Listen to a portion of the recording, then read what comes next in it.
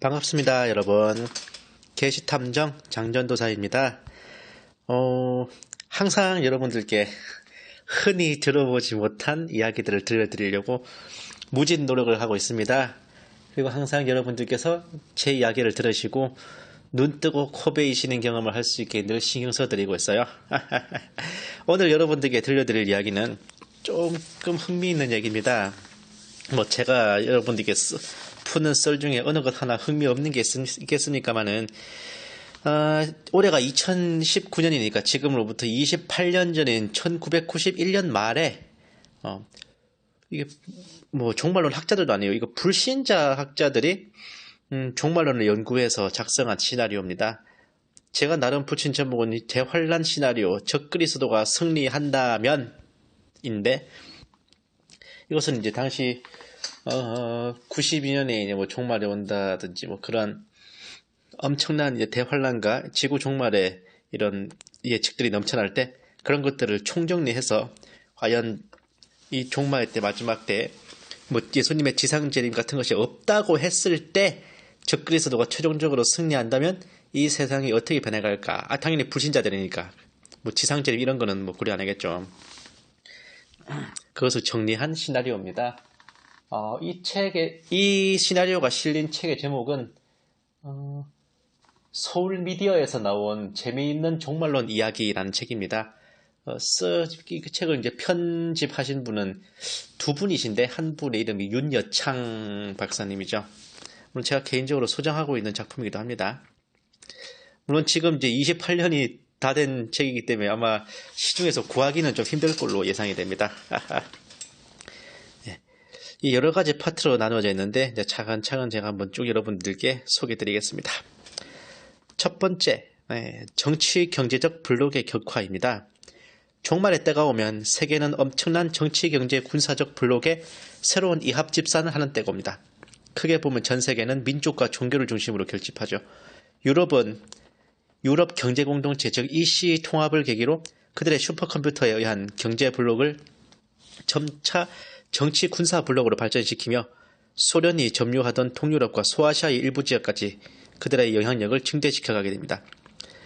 덧붙이자면 2009년 10월에 최초의 유럽 통합 대통령이 취임함에 따라 유럽 합중국으로의 통합이 가속화되었으며 거의 현실화되고 있습니다. 다만 이제 여기서 그 분석에서는 슈퍼컴퓨터에 대해서 언급하고 있는데, 우리가 알고 있는 유명한 그 슈퍼컴퓨터 비스트는 존재하지 않는 허구라고 합니다. 1974년에 나온 소설책에 등장하는 허구의 컴퓨터인데 많은 분들이 되게 실제로 있는 거라고 믿고 계시죠? 자, 계속 하겠습니다. 미국은 흑백 대립에 따라 점차 내전 상태에 빠져들고 남북 아메리카 사이에는 동맹이 깨지기 시작합니다. 소련에 대한 대항 논리로 유지해오던 미국 연방은 이제 경제 침체와 백인 독점 권력의 모순 때문에 장기적인 내전 상태로 돌입합니다. 흑인들은 무장투쟁에 나서면서 아메리카 전역은 제어 불능에 참혹한 인종전쟁에 빠져들게 됩니다. 아울러 중남미계 이민과 동양계 미국인도 각자의 자위권을 행사하는 바람에 미국 연방은 4분 오열되고 더 이상 세계의 헌병 역할을 수행할 수 없게 됩니다. 자, 이제 제가 덧붙이겠습니다. 한때 화제가 되었던 일루미나티 계획에도, 일루미나티 2002년, 2012년 계획이었나? 거기에서도 미국이 내전으로 동서로 분열된다는 것이 등재되어 있었습니다. 현재 흑백 갈등이 심화되는 것으로 볼 때 현실화될 가능성도 있죠. 이렇게 미국이 혼란에 빠지는 사이 유럽 합중국이 서서히 국제적 주도권을 잡으며 미국은 동서로 분열되어 멸망의 길을 걷거나 혹은 내전을 진압하며 계엄령 하 피마 통제 체제가 수립될 것으로 예측했는데, 정말 많은, 거의 모든 이런 종말론 예측가들이 이제 분석했던 미국의 피마 체제 수립과 동서 내전은 도널드 트럼프라는 한 걸출한 지도자의 집권으로 시효 초과된 불가능한 시나리오가 됐습니다. 트럼프 대통령 대단하죠? 자, 계속하겠습니다. 일본은 페루를 중심으로 자신의 위성국을 남아메리카에 조성하고 동남아 국가들을 모아 태평양 경제 블록을 건설할 것입니다. 미국은 내란의 와중에 캐나다, 뉴질랜드, 호주, 한국과 중국 같은 반일 국가와 연합한 새로운 정치 경제 블록을 조성해 나갑니다. 동시에 중동에서의 이익 관철을 위해 이스라엘에 대한 지원을 강화하죠. 이에 대항하는 이슬람권은 이스라엘의 축출을 위해 대이스라엘 공수동맹을 맺게 됩니다. 이때부터 세계의 자유무역 질서는 파괴되고 지하 자원과 식량은 무기화됩니다. 이슬람 블록과 미국의 환태평양 블록은 이스라엘의 축출 여부를 놓고 대립하며 일본과 EC 블록은 경제적 주도권을 놓고 대립하게 됩니다. 자, 이제 제가 덧붙이겠습니다. 이 당시 일본계 이민자인 알베르토 후지모리가 페루 대통령이 될 정도로 90년대 당시에 일본의 영향력이 강했기 때문에 이런 가설이 나왔을 걸로 보이지만 현재로서는 이제 일본이 그러한 블록의 중심이 될 가능성은 낮죠. 애초에 미 외교안보위원회 혹은 CFR이라고 불리는 그 일루미나티의 사령탑에서 정한 세계 정부의 교육 담당 국가도 당초에는 일본이었지만 한국으로 오바마 대통령 때 한국으로 이제 수정이 됐습니다. 일본은 후쿠시마 방사능 유출로 인해서 가만히 놔둬도 멸망의 길을 걸어갈 겁니다. 이슬람권에 대한 설명은 대체로 타당한 편입니다. 다시 이제 계속하겠습니다. 결국 모든 블록은 세계의 화약고 중동에서의 전쟁을 통해 신일극 체제로 모아지고 이 체제는 단 하나의 지배 이데올로기와 단일한 경제체제로 전 세계를 지배하는 세계정부가 됩니다. 각국의 전산망은 해저 광 케이블을 통해 단 한 대의 슈퍼컴퓨터로 통제되며 각국의 정치제도는 당분간 유지됩니다. 이 시기는 과도기, 세계는 수많은 혁명과 전쟁 파괴 행위로 지극히 혼란해져 대중들은 안정된 세계정부를 갈망합니다. 지식인, 종교인, 정치가와 학자들이 앞장서서 세계 통합과 단위 정부의 해체를 주장하게 되죠. 두 번째, 2번 적그리스도의 종교일치 운동입니다. 적그리스도가 나타나서 제일 먼저 하는 일은 지구상에 흩어져 있는 모든 종교의 일치 운동인데 그는 종교 일치 운동을 은밀히 조종할 것입니다. 기독교, 천주교, 불교, 이슬람교, 힌두교는 물론 전 세계의 조그마한 원시 종교들까지도 적그리스도의 종교적 권능에 속하거나 아니면 정면으로 대항하게 됩니다. 이때 전 세계는 일종의 종교 전쟁을 시작하게 되는데 지금의 중동 지역에서 그 전쟁은 종말의 시작을 알리게 됩니다. 전 세계의 모든 군대는 중동 지역으로 밀집하게 되고 세계의 대군단으로 연합하여 서로를 살육하게 됩니다. 자, 제가 잠깐 덧붙이자면 이 시나리오를 쓴 사람들이 불신자라는 점을 감안하고 보셔야 됩니다. 이들은 아마겟돈 전쟁에 예수님의 지상재림이 없을 것으로 상정하고 적그리스도가 승리한다는 전제하에서 작성한 거죠. 또한 흔히 범하는, 이거는 뭐 우리 종말론 학자들도 흔히 범하는 실수인데 3차 세계대전 핵전쟁을 에스겔 38장에 나오는 곡감하고 전쟁을 아마겟돈 전쟁과 동일시하여 보는 오류도 범하겠죠. 계속하겠습니다. 제1대는 이슬람을 믿는 범아랍계의 군대로 이스라엘의 접경인 유프라테스 강 연안에 집결합니다. 여기에는 이란, 이라크, 아랍에미레이트, 쿠웨이트, 바레인, 카타르, 오만, 사우디아라비아, 예멘, 소말리아, 아프가니스탄과 오세아니아 쪽의 일부가 집결하게 되죠. 인도양과 페르시아만 전체가 대병력의 집결지가 됩니다. 이때는 이데올로기, 종교 등이 아무런 역할을 하지 못하고 민족과 혈통에 따라 이합집산을 하므로 군 동원령은 어렵지 않을 것입니다. 제2대는 여호사밧 골짜기에 퍼져나가는데 여기에는 이스라엘, 수단, 요르단, 이집트, 에티오피아, 리비아, 튀니지, 알제리, 아프리카와 유럽 일부, 아메리카 쪽에 상당한 병력이 대성에 집결되며 홍해와 아카바만과 지중해 전체가 전쟁의 와중에 휘말립니다. 제3대는 주로 기독교와 천주교를 믿는 국가들로 지휘본부이자 본대이므로 월등히 많은 병력이 될 것이며 집결 범위도 상당히 광범위하다고 합니다.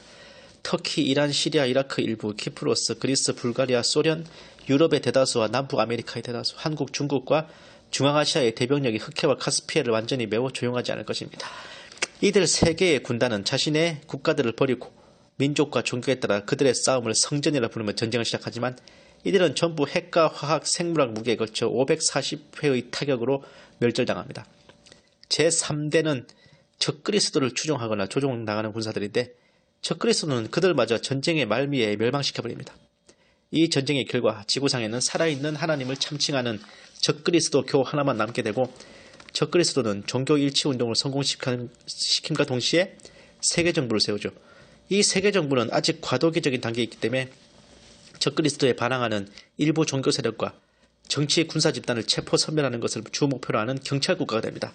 자, 이제 제가 덧붙이겠습니다. 아마겟돈 전쟁은 적그리스도의 승리로 끝나고 전 세계 대부분의 군대와 청년 용사와 남자들이 멸절당합니다. 남은 세상은 완전히 적그리스도의 1인 지배체제가 수립되고 여권사회이며 남자들을 찾아보기 힘든 세상이죠. 아마 이래서 이사야서에서 5 여자가 한 남자를 붙잡고 결혼해달라며 부탁하는 모습이 연출되는 걸까요? 핵전쟁 후에 남자들이 대량으로 몰살된 후의 모습이니까. 계속하겠습니다. 이 기간 동안 적그리스도 정부는 반항 세력을 소탕한다는 이유를 들어 식량, 생활 필수품, 기계, 무기, 가옥 등을 모두 등록하게 하고 666 바코드로 통제를 시작합니다. 결국 인간의 신체에도 컴퓨터 감응장치에 포착되는 눈에 보이지 않는 666 바코드를 새겨넣어 그들을 통제하죠. 도시의 지하철, 백화점, 고가도로, 병원, 가정 등은 카메라, 도청기, 슈퍼컴퓨터로 감시당하며 인간은 그 감시의 존재조차 인식할 수 없게 됩니다. 제가 덧붙이겠습니다. 이 시나리오가 작성된 때가 1991년입니다. 이로부터 10년 후 2001년에 베리칩이 개발됨으로써 이 부분도 현실이 되었죠. 베리칩과 눈에 보이지 않는 레이저 바코드, 그 바코드를 인식하는 스캐너 기계는 2005년 유비쿼터스 엑스포에서 제가 직접 목격했고 그 설명을 들었습니다. 계속하겠습니다. 인간의 마음이나 감정의 상태까지 모니터하는 슈퍼컴퓨터망은 자극적인 영상 매체와 광기 어린 스포츠 등으로 인간의 기분까지 관리합니다. 인간들은 조작된 비디오와 오디오 매체들에 의해 항상 들떠있고 행복감에 취해 있게 됩니다.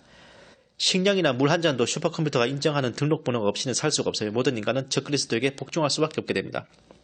지구상에는 이제 화폐라는 것이 없어지고 인체에 부착된 바코드와 컴퓨터에 의해 계산된 할당량 이상의 물건을 소유할 수 없게 됩니다.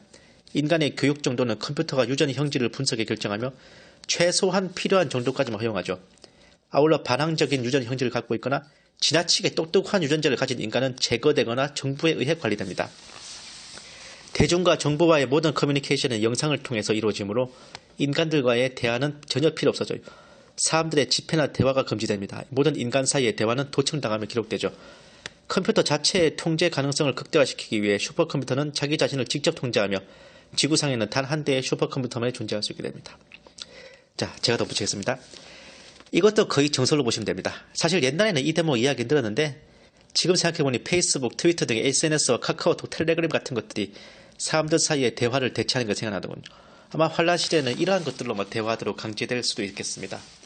특히 이제 지구상 어디를 가든지 카메라, 도청기, 슈퍼컴퓨터로 감시당하는 이 스마트 시티, 지금 중국에서 전폭적으로 추진하고 있는 이 스마트 시티 사업을 무려 28년 전에 이미 예측되었다는 게 대단하죠. 이 중국에서 시행하고 있는 이 스마트 시티 사업으로 인해서 홍콩 같은 데서는 화장실에 앉으면은 이 사람이 평소에 휴지를 얼마만큼 썼는지를 분석을 해서 딱 그만큼의 휴지만 준다지 않습니까? 이거 무서운 겁니다, 정말. 이 스마트 시티 사업을 우리나라에 열심히 들어오려고 하는 자들이 홍석현을 위시한 여시제라 불리는 친중 글로벌리스트 일루미나티 세력들이고 그 홍석현의 뒷배를 받아서 정계에 진출한 사람이 황교안 전 총리라는 설이 있습니다. 자, 다음 세 번째, 영상 커뮤니케이션의 천재 적그리스도. 적그리스도는 인간들에게 최상의 쾌락을 제공합니다. 모든 예술은 창조성이나 전위적인 기준은 제거되고 오락성과 흥미 위주로 짜여지죠. 절대로 인간이 무언가를 생각하게 한다거나 깨닫게 한다는 것은 금지됩니다. 더 이상 실제 피사체를 촬영하여 영상화시키는 원시적인 행위는 사라집니다. 영상은 컴퓨터 그래픽에 의한 디지털 영상 제작 방식에 의해 마음먹은 대로 제작되죠.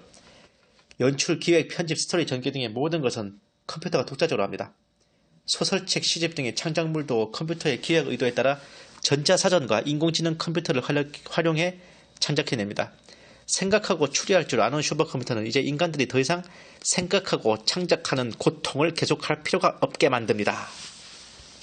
제가 덧붙이자면 이것이 바로 본격적인 우민화 음모죠. 특히 최근에는 블루빔 프로젝트를 해서 홀로그램을 아예 눈앞에 펼쳐 보이는 기술과 오큘러스 등을 활용한 가상현실 기술도 날로 발달해 있습니다. 계속하겠습니다. 적그리스도는 텔레비전, 종합유선통신망, 비디오, 영화, 잡지, 음반, 락, 뮤직, 헤비메탈과 같은 대중문화를 통해 인간들 사이에 섹스, 마약, 폭력 숭배와 자극적이고 환상적인 음악을 유행시킵니다. 이러한 문화상품들은 하나님과 예수님을 공공연히 공격하게 하며 폭력적인 군중의식을 자극해 모든 종교기구를 마비 파괴하게 합니다. 도덕, 종교, 윤리, 책임감은 시대에 뒤떨어진 것 또는 위선적인 것이 되어버립니다. 다음 네 번째, 666 바코드의 통제. 돈이 사라집니다. 컴퓨터가 없이는 쇼핑도 못합니다. 적그리스도는 돈을 없애버리고 각 인간의 고유 번호로만 물건을 살 수 있게 합니다. 컴퓨터가 금지하는 자는 물 한 잔도 쌀 한 톨도 살 수 없습니다. 666 표를 받지 않을 경우 생존권을 박탈할 뿐만 아니라 세계 정부의 즉결 처분에 따라 재판도 없이 길로틴이라는 이동식 단두대에서 목을 잘라 죽일 것입니다. 대중들은 이 처형 게임에 열광적인 찬사를 보낼 것입니다. 적그리스도가 반대하는 인간들이 존재하는 한 666 바코드를 받은 자들은 잠정적으로 물질적 행복을 보장받을 것입니다. 제가 덧붙이자면은 계시록 13장에 예언된 양상입니다. 특기할 만한 것은 불신자 학자들도 이런 것을 염두에 두고 있는데 거대 교단과 교계의 지도자들은 오히려 성도들의 눈과 귀를 가리를 하고 계시록을 상징이라 하고 있으니 참으로 기가 막히고 코가 막히는 노릇이죠. 계속하겠습니다. 하지만 인류의 거의 모든 사람이 666표를 받은 때부터 적그리스도는 바코드에 등록된 인간들에게서 휴식과 만족을 빼앗아갈 것이며 아무도 다시는 666 바코드를 버릴 수 없게 됩니다. 그들은 차례로 굶어 죽어가거나 서로를 잡아먹어야 할 것입니다. 적그리스도는 인간들 사이에 크고 작은 싸움을 붙이거나 식량 공급을 끊어서 서로를 죽이고 잡아먹도록 할 것입니다. 식인 종족이 생겨날 것이고 식인 습관은 무섭게 번져가서 어미가 자식을 잡아먹고 자식이 어미를 잡아먹는 일이 다반사로 일어날 것입니다. 교육 정도나 교육과정, 취업, 결혼 상대의 선정 등도 모두 바코드를 통제하는 컴퓨터에 의해 관리될 것입니다. 주기적인 전쟁을 통해 인구를 조절하고 필요한 물질 자원은 약탈을 통해 해결하는 풍조가 일반화되죠. 지금과 같은 의미의 인간성이라는 게 없어집니다. 인간의 형상으로 만들어지는 사이보그들이 군인, 경찰, 공무원으로 활용됩니다. 아무도 사이보그보다 높은 자리로 승진할 수 없죠. 사이보그들은 성적인 서비스만은 훌륭하게 하도록 고안될 것이며 인간들에게는 섹스의 자유와 대중문화 상품을 즐길 권리만이 허용될 것입니다. 제가 덧붙이자면은 앞서 이제 식인 풍습에 대해 나왔듯이 지상의 인류에게는 본격적으로 헬게이트가 열립니다. 환란 시대에 인육 섭취가 일상화되는 것은 이미 많은 이들이 계시나 환상으로도 보고 증언한 바 있습니다. 적그리스도는 철저하게 인간들을 엘리트와 노예로 양분할 것이고 관리층은 중간 관리층은 인간이 아닌 클론이나 터미네이터, 인간형 사이보그로 배치하여 지배할 것입니다. 자, 5번 전쟁기계의 탄생. 주기적인 전쟁은 이제 더 이상 영토 획득이나 정치적인 목적을 가진 전쟁이 아닙니다. 세계정부가 지구를 지배하기 때문에 자원 쟁탈을 위한 전쟁은 사라집니다. 슈퍼컴퓨터의 정확한 계산에 의해 인구 조절을 위한 필요에 의해 주기적인 살육이 시작되죠. 군인이나 경찰은 전부 로봇이나 사이보로 구성되어 독자적인 사고체계가 없습니다. 아무런 망설임이나 갈등 없이 프로그램되어 있는 대로 인간들의 목을 길로틴 단두대로 자를 것입니다. 이래하여 지구의 인구는 지금의 10분의 1 수준으로 유지될 것입니다. 덧붙이자면 영화 설국열차와 헝거 게임에서 잘 묘사해놓은 양상이죠.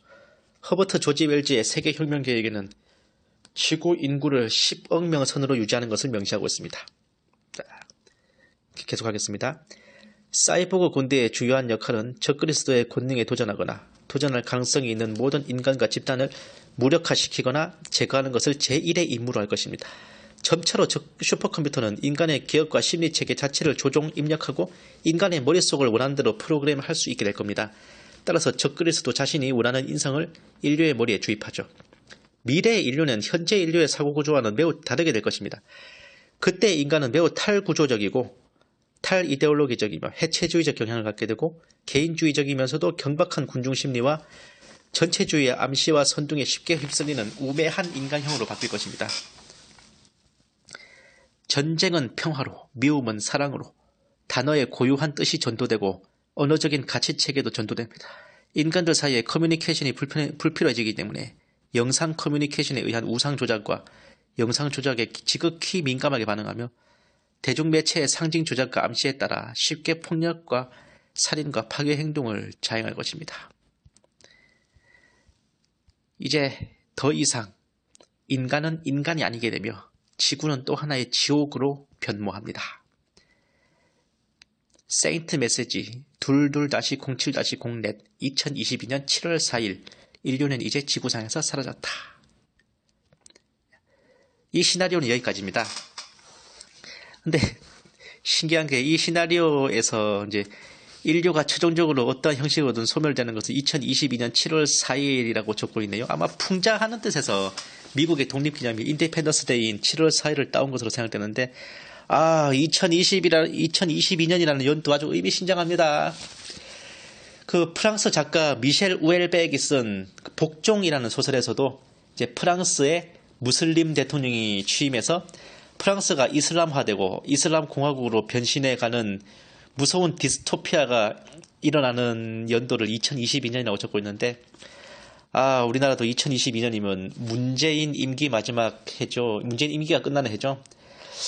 지금도 이 모양인데 2022년까지 가면 참 우리나라가 진짜 실무적인 의미의 헬조선 지역불 반도가 돼 있을지도 모를 일입니다. 그러니까 2019년에 들어보는 2019년에 다시 회상해보는 1991년에 이런 종말 시나리오 분석이었습니다. 어떻게 좀 흥미있으셨습니까? 하늘 아래 새건 없다 그러죠. 지금 시대의 징조를 분별하는 많은 연구자들이 예측하고 있는 것들 따지고 보면 이미 근 30년도 더 전에 미리 다 이제 우리 선구자들에 의해서 분석이 된 것들이죠. 어쩌면 지금은 그때 우리 선조들이 정말 곧 일어날 것이라 확신하고 이 부지런히 분석하고 예측했던 것들을 빌려다 쓰는 것에 불과할지도 모릅니다. 저는 지금도 이제 많이 배우고 또 익히고 살펴보고 어쩌면 저도 제가 뭘 발굴해서 말한다기보다는 제 앞서에 먼저 이제 수많은 이제 업적을 달성해 놓으신 이제 선배들의 그런 이제 결과물을 얻어 쓰는 거죠.